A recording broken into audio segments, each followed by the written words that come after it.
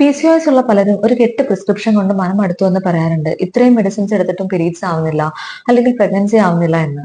അതുപോലെ വണ്ണം കൂടുതലുള്ളവർ സഹതാപം അർഹിക്കുന്ന രീതിയിൽ പറയുന്നത് കേട്ടിട്ടുണ്ട്. എനിക്ക് PCO ആണ്, അതുകൊണ്ടാണ് വണ്ണം കുറയാത്തത് എന്നൊക്കെ. പലപ്പോഴും PCO കാരണം വണ്ണം കൂടുന്നതല്ല, നിങ്ങളുടെ വണ്ണം കൂടുന്നത് കൊണ്ടുള്ള ഹോർമോൺ ഇംബാലൻസ് PCOയിലേക്ക് നയിക്കുന്നതാണ്. PCOS ജനറ്റിക് കമ്പണന്റ് നന്നായിട്ടുള്ള ഒരു ലൈഫ് സ്റ്റൈൽ ഡിസീസ് ആണ്, അല്ലാതെ അണ്ടാശയ രോഗമല്ല. സ്ത്രീകളിൽ മെയിൽ ഹോർമോൺ ലെവൽ കൂടി ഓവുലേഷൻ നടക്കാതെ ഇറഗുലർ പീരീഡ്സ് ആവുന്നതും നോർമലി ഷുഗർ ലെവൽ കുറയ്ക്കുന്ന ഇൻസുലിൻ ഹോർമോണോടുള്ള റെസിസ്റ്റൻസ്, പ്രമേഹ സാധ്യത കൂട്ടുന്നതും ഒക്കെയാണ് ഇവിടെ പ്രശ്നങ്ങൾ. നമ്മൾ മെഡിസിൻസ് എടുക്കുന്നത് ഒരുപക്ഷെ പീരീഡ്സ് കറക്റ്റ് ആക്കാനാവാം, മെയിൽ ഹോർമോൺ ലെവൽ കുറയ്ക്കാനാവാം, ഇൻസുലിൻ റെസിസ്റ്റൻസ് കുറയ്ക്കാനാവാം, ഓവുലേഷൻ ഉണ്ടാക്കാനാവാം. പ്രശ്നങ്ങൾക്കൊക്കെ കൺട്രോൾ ഇടാമായിരിക്കാം, പക്ഷെ മൂല കാരണത്തിനുള്ള കൺട്രോൾ അതാരാ ചെയ്യുക?